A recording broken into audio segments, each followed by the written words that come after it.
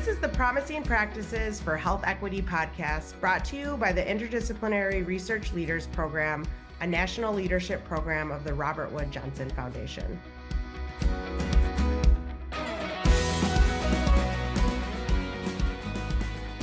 Hello, and welcome back to Promising Practices for Health Equity, the podcast created by the Interdisciplinary Research Leaders Program, affectionately known as IRL. I'm your host, Krystal Lee, and my co-host today is J. Robin Moon, Associate Director of Research, Evaluation, and Dissemination for IRL. Hey, Robin. Hi, Krystal. As we mentioned in our prologue, this season of Promising Practices will feature the experiences, stories, and lessons of our IRL fellows. Today, we have the immense pleasure of talking with our IRL Cohort 7 team from North Port St. Joe, Florida. We are happy to welcome Dannie Bolden, Christian Wells, Kwame Owusu-Daaku to the podcast. Welcome, friends. Thank you. We're so glad to have you with us today. Before we ask you to tell us about yourselves and your work, we invite you to engage with us in one of our IRL signature promising practices, checking in with each other. One of our core beliefs is that nurturing personal relationships is key to building communities that collaborate effectively in the work towards health equity. So at the beginning of all our meetings at IRL, we do a quick check-in to help us continuously build connections in our beloved community. So today's check-in question: what is the most memorable summer produce that you've eaten in the last week? I will go first. I've been doing like smoothies, protein powder smoothies for breakfast. Huge, like revolutionary change of eating carbs-based food in the last 2 decades. And I've been buying strawberries and other berries, blueberry, all the berries are in season at farmers market. So I've been buying them more than I ever have in my adult life memory. So that's what I will say. I'm gonna toss it to Krystal.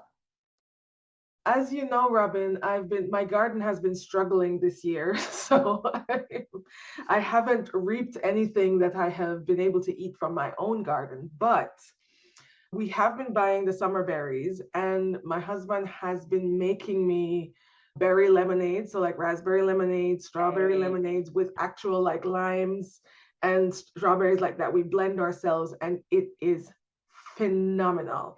Those supermarket lemonades could never. It is the best thing. It's the best thing that I've had all summer. Miss Mocktail. Yep, Miss Mocktail. Yep. So I will toss it to Kwame. Feel you on the homemade lemonade. So for me, I had a very delicious, perfect size set of apples in New Zealand. It was like, sometimes you get an apple and it's just too much apple, for one serving.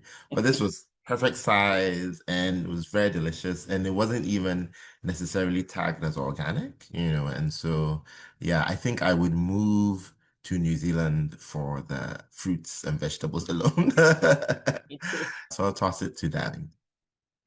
Yes, I have been enjoying cucumbers. Even a prop. I've been enjoying tomatoes. And of course, you've seen the zucchini and the squash.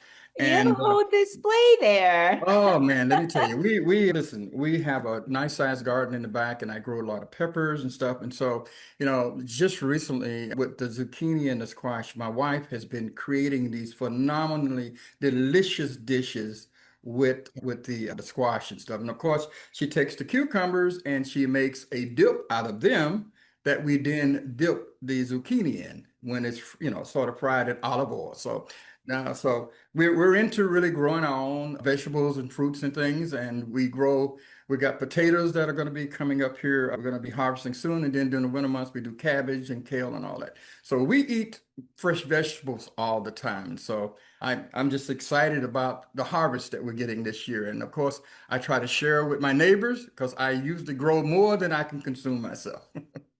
Amazing. Well, they have Federal Express and U.S. mail, so you can share with us too. All right, yeah. Well, I'm going to toss it to you, Christian, and you know that I always bring you peppers. So Yes, when I you see do. you in August, you will get your abundant package. Christian is the chef in the house. Yes, he is.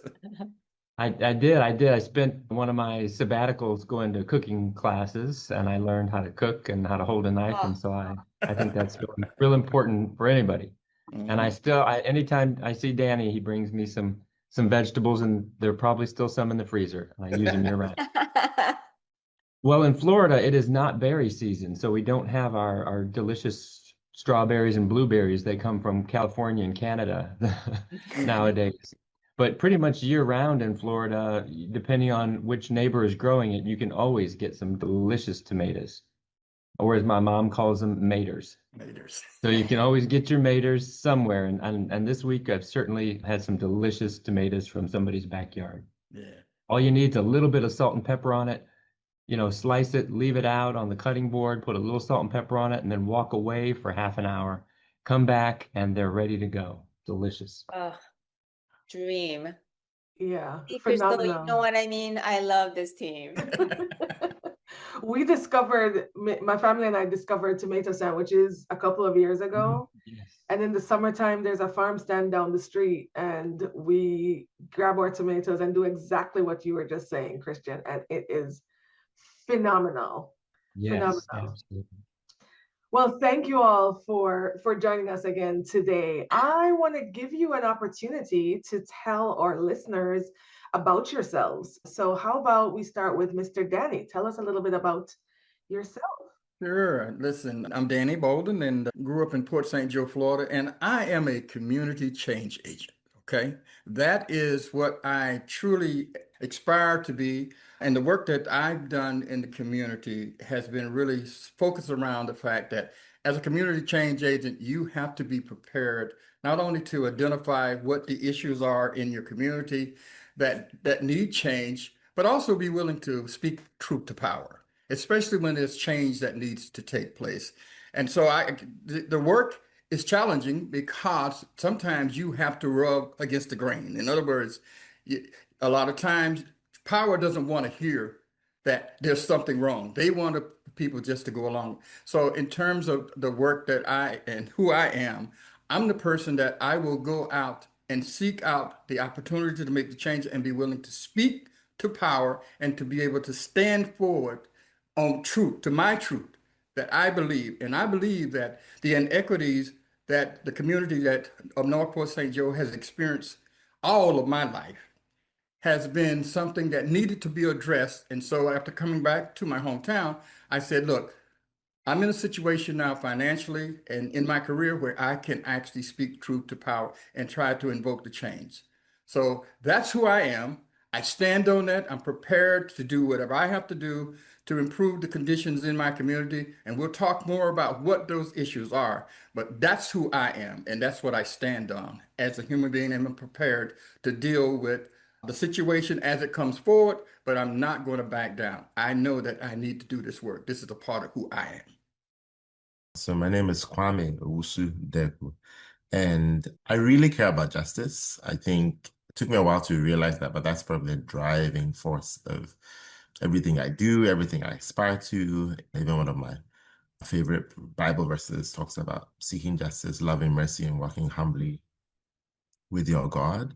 And so, yeah, I think even learning the difference between equity and equality, like probably as a first year college student, and then even later recognizing that there are some situations where equality, is necessary, not just equity, and other situations where we can't be treating everyone the same, and we need to give redress to people who have been harmed historically and, are being harmed currently. And I think that is all mediated by the concept of justice, like doing what is right, and giving people what they deserve. And so that's what like really permeates everything I do or my thinking, that, justice be served. And I think even before my present occupation, I always wanted to be a lawyer. And it's something I couldn't shake, for the longest time. And some way, somehow. And I wanted to be a criminal justice lawyer. And then, now I'm a professor. But I find that that desire for justice, always like has been present with me. Yeah. So that's like sort of my driving force. Well, I'm Christian Wells. I'm a professor of anthropology at the University of South Florida in Tampa. And I guess when people ask, who are you? I can tell them, you remember that song, gosh, Loretta Lynn, A Coal Miner's Daughter? I am the son of a coal miner's daughter. My mom grew up in the hollers in West Virginia, and my grandfather worked in the coal mines. And eventually, we got out of that situation. But just growing up in that context and hearing the stories from my mom, always keeps me grounded about who I am and who my family is and how I was raised. And we grew up with a lot of environmental injustices. And in fact, in that song by Loretta Lynn, there's a lyric toward the end of the song where she says, I remember well the well where I drew water. And it just is a very powerful line that says, wherever I am today, I'm humbled by my beginnings and where I am, and I always stay connected to that. So I feel, wherever I go, I try to remember the well where I drew water from. And I bring that with me into a lot of the work that I do. And just like Danny and Kwame, a lot of their work is about justice and about environmental justice. So that's the work that I've been doing with my colleagues for, quite a number of years. Thank you so much. So let's just dive into this. Please tell us the story of how you came to your health equity work and what health equity looks like to you. I know you already kind of went into it straight already. Let's start with Christian and go the other order. All right. Our group started, you really have to ask Kwame. He is our leader. He pulled us together and told us about health equity and told us about these experiences that we could have with the IRL program. But for me, I think I've always been doing health equity work and I never knew it. I always thought that my umbrella that I did everything under was environmental justice. But as more and more I learned about health equity, I realized that environmental justice is underneath a broader umbrella of health equity. And so I think I've just been, invested in it for such a long time and not really realizing it. But for me, health equity is about freedom to make decisions, freedom to have agency when it comes to your health and well-being. And I know we live, as an anthropologist, I know we live in a world not of our own, partly of our own making and not of our own making in many times. And a lot of our decisions are constrained in many ways. And often we feel like we have decision-making authority or we have capacity to make decisions when in fact our decisions are very constrained and sometimes even made for us. And so I think health equity is really about a process. It's not a thing that you arrive at, but it's a process, understanding those kinds of structures and coming up with ways to enable you and build capacity in you and the communities around you for your ability to participate meaningfully in making decisions about your health and well-being. Beautiful. Kwame. How did I come to health equity work? So in my varied interests, I almost got a PhD in public health. Almost. Like it was a matter of who gave me more money. I will confess.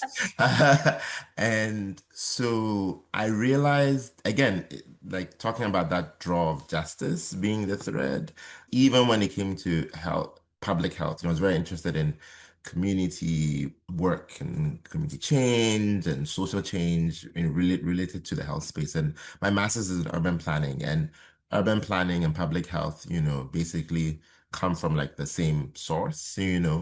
And so I think health equity was always in the back of my mind, even though I didn't realize that's what it was. And I was always drawn to issues of equity. So it really didn't matter whether it was health or environment or society, whatever it was, as long as trying to see justice served. And so this almost felt natural when I learned about the IRL program and what it stood for and its goal. And yeah, I think for me, it's always been about equity. So just tag anything else and I'm there.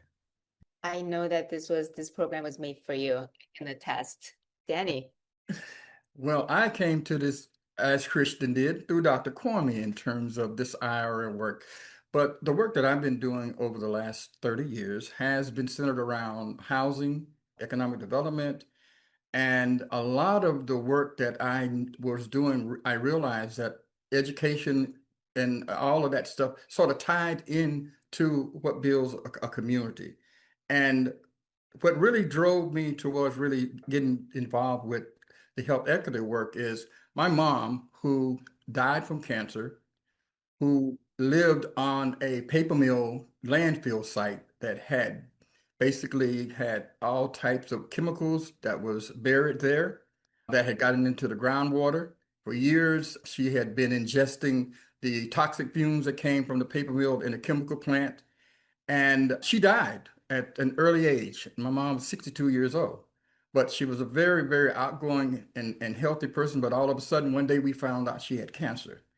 And so doing the work that I was doing as it related to housing and all the other stuff, I realized that, hey, there's got to be something going on here in this soil. There's got to be something that's going on in this water, in the air that's impacting the people in our community. So I began to start looking at how does all these things connect together? The landfill, housing sinking, contaminated water and all that.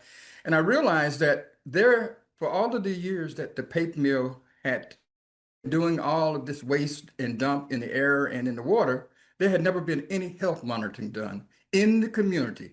So once the paper mill left, they left all of these basically byproducts in the soil, in the water and everything, and people were still living on this land. And so I realized that the only way that we were going to be able to address this is to find ways to address not only the environmental issues that were happening in the soil and in the water, but how did that interface with the illnesses that we had, the high levels of cancer, diabetes, and other related illnesses? And so, the healthcare system in Port St. Joe was always sort of minimal when it came down to the Black community and access to the care. They really didn't have an active hospital that was there. But the fact is that people were dying and no one had ever taken the time to do the research to see if that was a relationship there. So when this opportunity came to really try to drill down on what the causes was and what some of the effects it was having on the community, I saw this as a great opportunity to work with two gentlemen that I have highest regards for, who are very, very good at this work. And I've learned a great deal from them. But my community itself is still in a state of despair. And so this work requires that, that I continue to do what I do in terms of trying to raise the level of awareness, that we get some health monitoring done in the community, that we do the things that can address these systemic issues. And I can tell you right now, North Port St. Joe is still in the same state it was when I came home 25 years ago, in that there has been a lack of investment in the community itself. There's the housings after Hurricane Michael were basically left in disarray, but before that, they were in disarray and decay. And we have high levels of mold in a lot of these homes. And about 14% of them now are uninhabitable. And so there has to be a relationship, a causal relationship between the health issues and the soil. And so this work has given me an opportunity to see and bring a group of people together in the community to find out that we're not in this alone. There are other people that are thinking the same thing. We just got to figure out how we can work together. So this work has given me the opportunity to build some collaborative partners and some coalitions with some organizations and people that I think that will be able to help us to address these systemic issues there. And what does health equity mean to me? It means dignity. It means choice. It means a healthy and safe environment in which to live, as well as having access to adequate health care. So you don't die from something like my mom died from without anybody giving her any kind of indication that this was an environment that you could actually die from cancer by just living in this community. Thanks so much for sharing that, Mr. Dannie. We'll talk a little bit more about the community and as it relates to your team project in a little bit, but I wanted to ask, Kwame, could you tell us a little bit about your experience with the IRL program? So there's an interesting pattern in my life when it comes to applying for things. I always, well, not always, let me not jinx it, but I often get whatever I apply for the second time round, never the first. Almost any grant or fellowship that I've applied for, it's always second time round. So the first time, it was another colleague at the University of West Florida who brought the IRL program to my attention. So this was for cohort 6.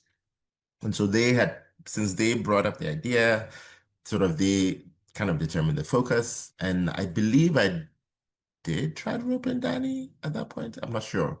Or someone else from Port St. Joe. And we applied, but it didn't quite, work out, So the year after the application cycle was when Danny, Krystal, and I started working together more with Port St. Joe or in Port St. Joe.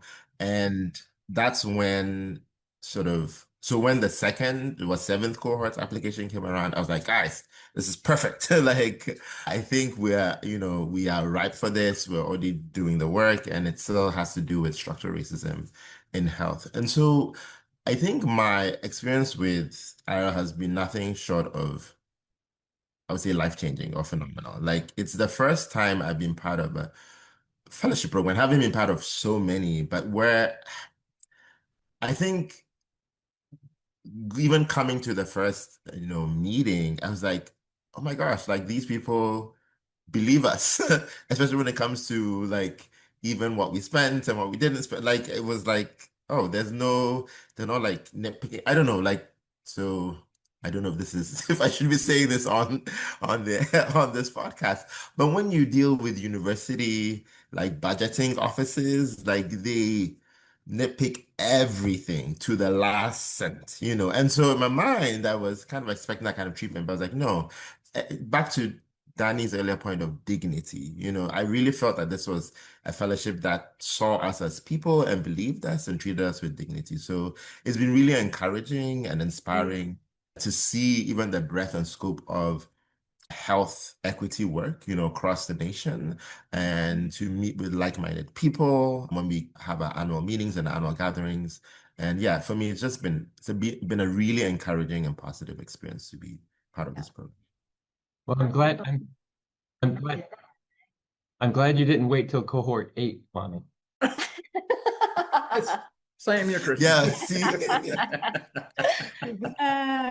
Oh, no. Mr. Danny, I have another question for you. Sure. Tell us about your team. I know you already got into it a little bit, but tell us about your team project and tell us the name for our audience. Tell us the name of your project and how the community where your research is based in. And you are the community partner of the I am the three community trio partner. here. Yeah. I'm gonna make sure I get the right proper name of it so I don't misspeak that on here. So give me just a second, okay? It is Transformative Scenario Planning to Envision Health Equity in the Future. And this is for the community of North Port St. Joe, Florida. And we really tried to drill down on what were some of the opportunities, to really build some transformative planning scenarios around trying to address what we had come to the earlier research that had been done through our health department, as well as some of the other assessments that have been done through the University of Florida, West Florida, as well as the University of South Florida. And so we really wanted to focus on the community. Let's bring the community folks together so that we can get a clear understanding of what the issues were. And as it relates to our community, we knew, that there was definitely some systemic racial issues in housing, in economic development. And so the health piece was really an opportunity for us to bring together, the community residents, as well as bringing in, we had some folks from the health department and other folks to actually come in and see if there was a way that we could actually look at how to create a future in healthcare delivery that would allow us to actually change the trajectory that the community was on. And so, I can tell you the research and the work that was done was beautiful, but what was so enlightening for me was the community engagement piece of it, because the community actually helped us to identify what some of the disparities were, as well as what some of the barriers were, and actually help us to come up with some strategies that was able to help us to address those issues in a way that I think going forward, we have some successful opportunities before us. And I'll let one of the professors sort of dive deeper into it. I'm going to go to Christian with that question. So transformative scenario planning is not something we see often in, public health intervention programs. And this is really innovative in that you think about the future and reimagine the future instead of just thinking about getting rid of something that is not working. And that is asset-based and that is truly community engaging and collaborative. So this is a very, very interesting project for us to even review your application. So Christian, going from Mr. Danny, tell us about the promising practice or practices, it can be more than one, practices that have emerged from your IRL project thus far. Yes, so our promising practice is just what you mentioned, transformative scenario planning. And this is a holistic planning approach that brings together a diverse group of people, some of whom hopefully are influential in terms of decision making, but really unique. This is a group of people that are sometimes includes folks that are maybe too polarized in their positions to work together to commit sort of collective action to imagine and work toward a better future. And that's what's, unique about it is this bringing people together with opposing viewpoints. And the idea is to promote a structural transformation or system transformation by centering individuals and their shared experiences through something that in the literature we call situated learning. And that's an approach to learning that emphasizes the participatory nature of knowledge production through, for example, mentoring and apprenticing. This is something that you see certainly in my field of anthropology, but in many other fields that we call a community of practice. And that's a group of people who learn collaboratively by interacting and developing shared understandings. And you need look no further than the IRL program for this. The IRL program, our cohorts, are transformative scenario planning groups. We are a community of practice. We are a group of influential and diverse actors. Some of us are really polarized in our decisions. We don't all agree about everything, but we come together and we work collaboratively as a community of practice to try to envision what the possibility for health equity could be, and then what kinds of strategies we can take individually in our own lives and in our professional lives to move that needle. So I think that our promising practice, the TSP, the Transformative Scenario Planning practice, is very much like the IRL program. It is a community of practice. That's a huge compliment that you are making a comparison of your amazing program to us. Thank you. It makes our work easy because we just go to the IRL program meetings and take all of the good ideas and steal them and come back to our community and work with our community. And it's great. It's super easy. Yeah. It's a team sports too. That's what it is. You guys, it's a team sport. We're not alone. It is a team. I'll take that. Absolutely. Just wanted to chime in. One other outcome of this work is that, so I think in our situation, the plan didn't necessarily work out, as envisioned, because as Danny and Christian pointed out, the problems were structural and we needed local governance to sort of be on board with the change. And so that's why we even selected the transformative scenario approach, because it gets people who are often polarized, hopefully as they envision the future together, they are willing to transform it by seeing each other differently, not just seeing each other in their professional roles, but also as human beings. Again, talking about, to Danny's point, that's what the IRL program did for us, really centered us as individuals and acknowledged us as people and gave us dignity. And so hopefully they would have that experience. But then the city government, whom we really needed to be present, was not present, But a promising practice that really emerged, and to Danny's point, was it really built the capacity of the people who did attend to want to take local action. Daniel can report that there are many people who, before those workshops that we had, maybe were not as engaged or not as willing to take initiative or take the lead on projects, who are now very much taking the lead on things and are attending more community events and things like that.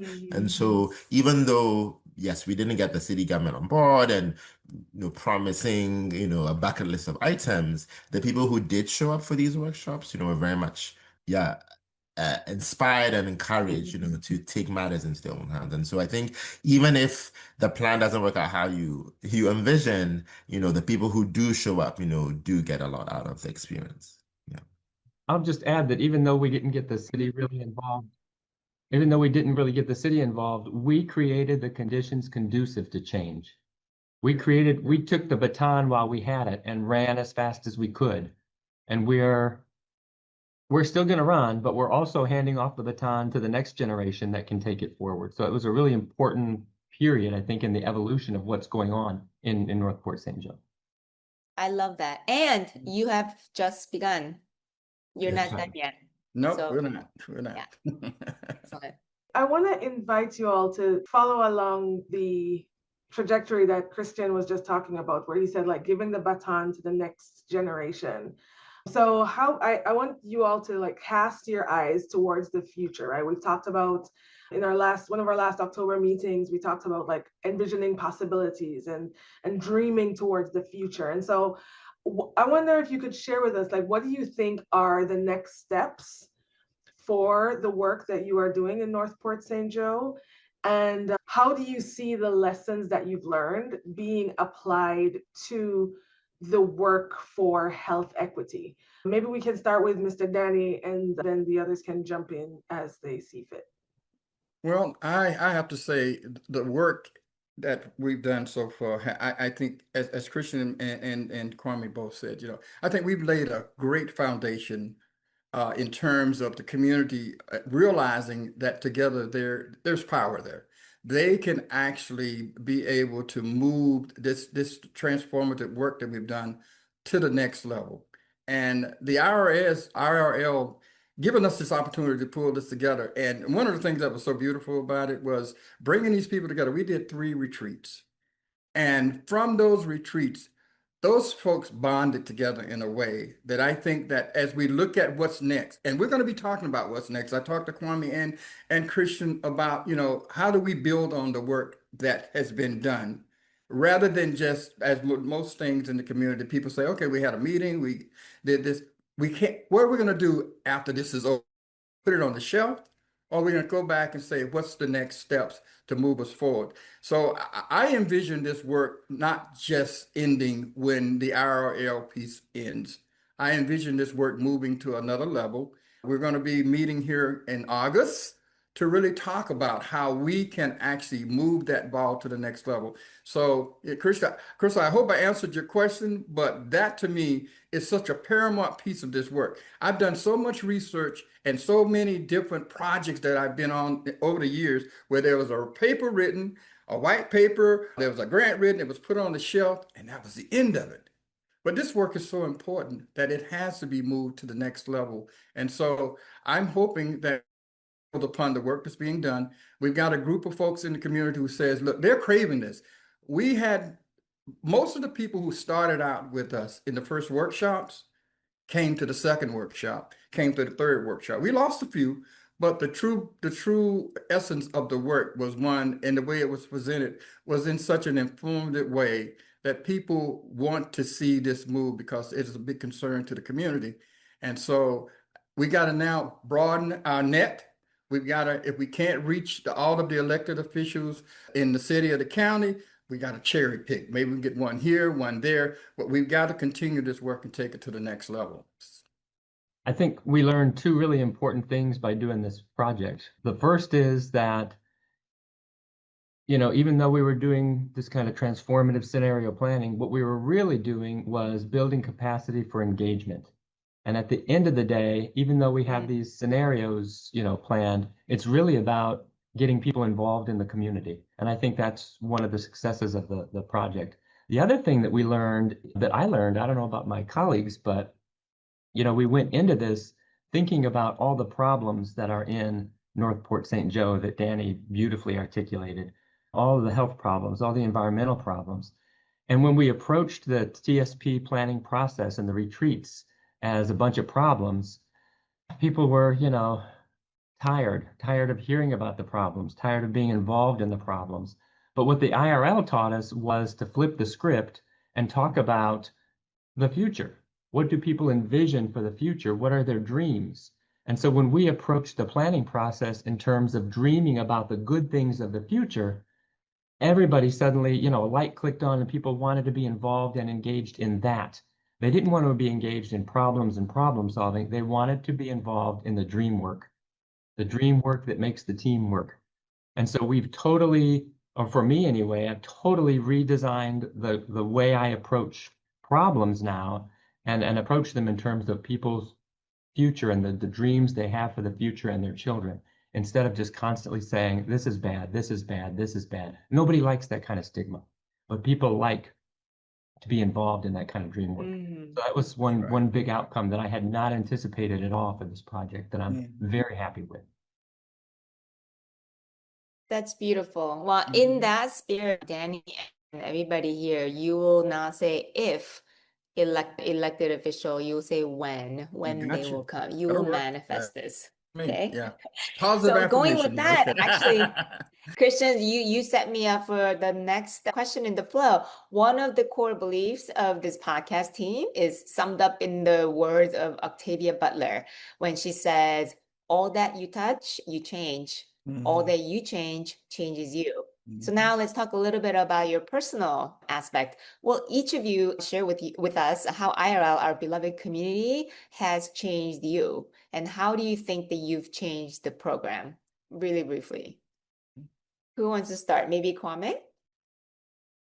Sure. The second part is how I've changed the program. I'm not sure. I don't know about that. But I will say how it has changed me. I think it's helped me lean into parts of myself that I before the program, kept separate, especially when we did the storytelling workshop, asking us to tell stories and me sharing poetry that written like a very long time ago.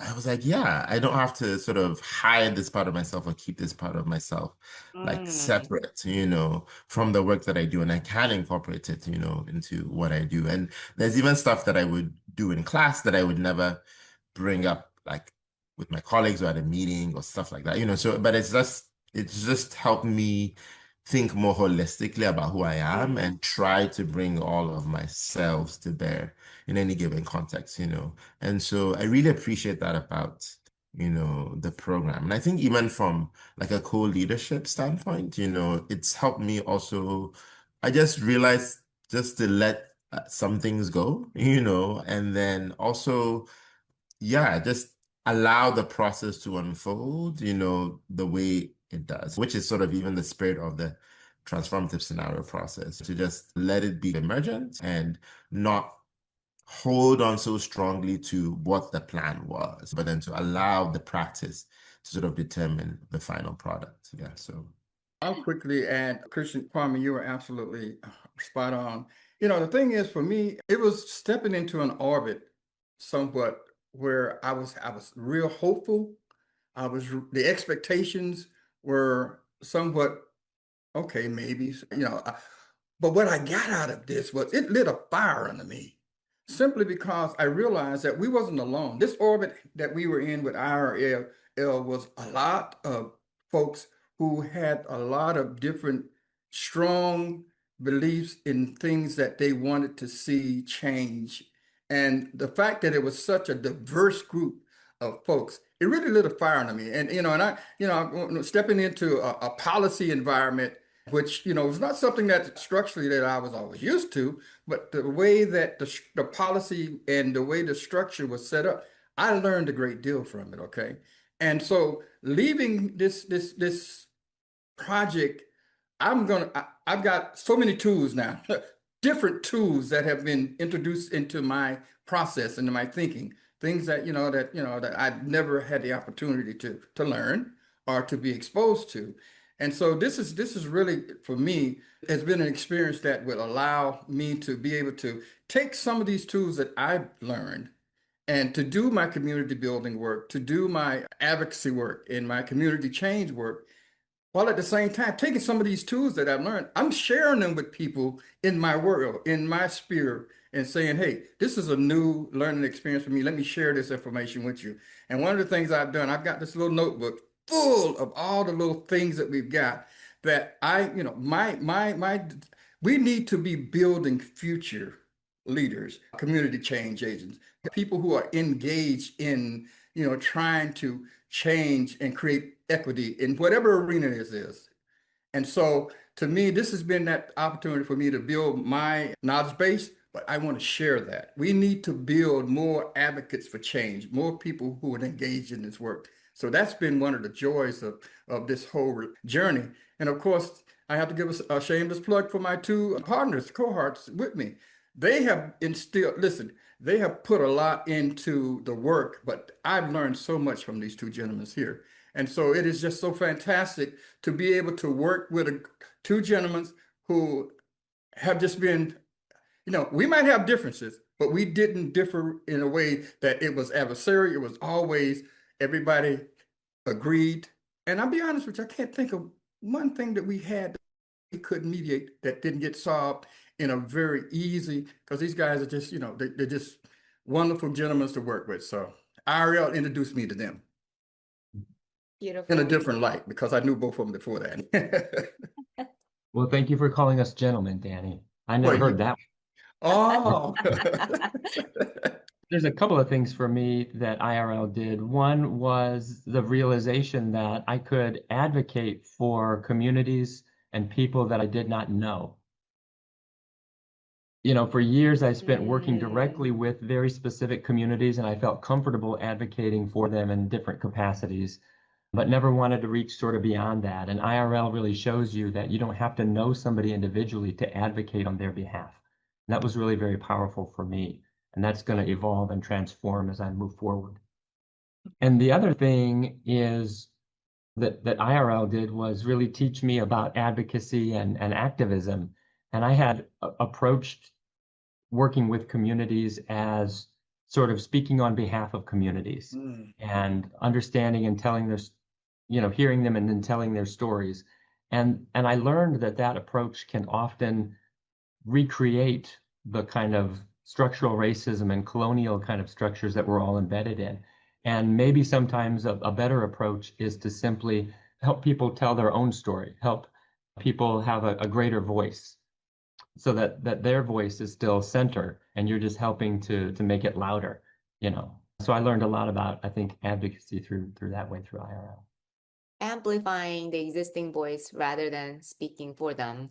This has been perfect. One of the things that has become clearer to us as we've been doing this project is that the work to what Kwame mentioned, emergence, and we've been talking about emergent strategies, and we've been over the last year looking at books like Practical Radicals and Four Pivots, and there's so many lessons that have come for me individually, but also I think for others as well, about how do we practice and grow our capacity to embody the just and liberated worlds that we long for or that we are working towards. How are we working and what are we doing to embody health equity?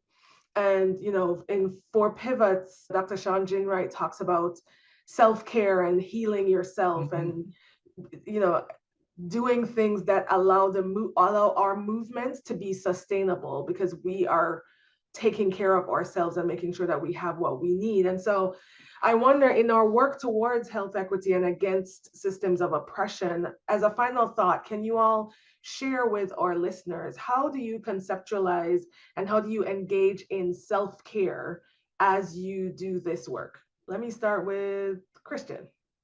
For me, self-care has changed, throughout my career, and I've really come to understand it very differently.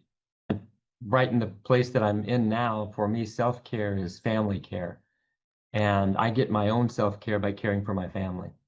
And that really grounds me. That really helps me remember the well I drew water from. That really, brings me back to why it is I'm here on earth. And so I engage in family care practices, whether it's staying home and taking care of people, or more often than not, cooking. That's a big thing that I love to do for other people, and especially my family. So if I want to feel better about a day that's gone terribly wrong and terrible problems, I'll go home and I'll cook a delicious meal. Yeah. And if it's a beautiful, fabulous, wonderful meal, I've had a really horrible day. Beautiful. Well, self-care for me is just what I showed you earlier. I mean, I go out in my garden and my plants, we talk. I play music to them. We entertain each other, especially when I go out there and, when you look, one day and there's nothing there, and then you pull a leaf back and there's a big zucchini there, and you're like, where was this yesterday? Did this thing? It's like magic. But the other thing is, I enjoy my family. We do a lot of things together. We have a camper. We load up in the camper, and we go out and we camp and we do stuff like that. One of the things that's really refreshing and has been really sort of like a burden lifted is this work, and just the fact that we built these collaborative and added more people to the work. I feel almost like, thank you, Jesus. Because there's more people in the battle. And so, self-care for me is just going to meetings with the CDC or with the coalition and seeing these people all, inspired to do this work. And I think to myself, well, I think I had a little something to do with it. And I feel good about that. I feel like I've done something that has been rewarding for me, but also giving to others. So again, me and my garden, we cool every afternoon when the sun goes down. We're out there talking to each other. And that is the most solace that I have. And the best feeling for me is putting my hands in the dirt and moving that dirt around. That's right. Beautiful. Yeah, I do want to agree with my colleagues on even this notion of self-care in service to others. It might sound sort of atypical to be like, well, we said self-care, why are you talking about doing more stuff? But it's not doing more stuff. It's when you, even in the moment of, I've had a really long day, saying I'm gonna like wash the dishes or do something, again, serving those closest to you or those around you. I think there's a lot of healing in that, because we are sort of connected individuals. On top of that, one thing that I do is I sleep a lot. Like if I know that I don't have to go anywhere and I can, like, I will sleep. I will sleep. I would just like, so I always like love the opportunity to just sleep with no agenda, know that I don't have to be up by any time, that kind of thing. And it usually helps me reset, especially for the week, So like on a weekend or just have a long Sunday afternoon nap and then like I'm good, for the rest of the week. So I do sleep a lot to take care of myself. Beautiful. Self-care in service to others reminds me of the word Ubuntu. I am because you are. I think that's what you're speaking of. Kwame, Danny, and Christian, this was the perfect episode 1 for the season 2 that we're kicking off. Thank you so much for being part of our tribe. We are as blessed and lucky to have you as you might feel that, you have us. So thank you so much for sharing your story for Team Northport St. Joe with us today. We deeply appreciate your insights. Thank you. Thank you. Thank you. Thank you very much. Yes, thank you all so much for being here with us and for sharing your stories with us. There are so many lessons and tidbits and nuggets that I think folks can take away from your shared experience and apply to the work that we're all trying to do to achieve health equity for all. So again, thank you for being here with us, and thank you to our listeners. As always, we want this to be a two-way conversation, so we'd love to hear from you. What promising practices are you using in your work to achieve health equity? What promising practices did you hear about in today's episode that you think might be applicable to the work that you are doing? Share with us your thoughts on our Interdisciplinary Research Leaders LinkedIn page. You can share your thoughts there, and you can leave questions for the team. And don't forget to subscribe to Promising Practices for Health Equity so you never miss an episode. You can find us on Apple Podcasts, Spotify, YouTube, or wherever you get your podcasts. Thanks for joining us on this journey where every step we take together brings us closer to a healthier, more just world. Until next time. Promising Practices for Health Equity is produced by the Interdisciplinary Research Leaders Program, a national leadership program of the Robert Wood Johnson Foundation. A special thanks to our guests, our production team at Studio Americana, and to you, our listeners, for being a part of this important conversation.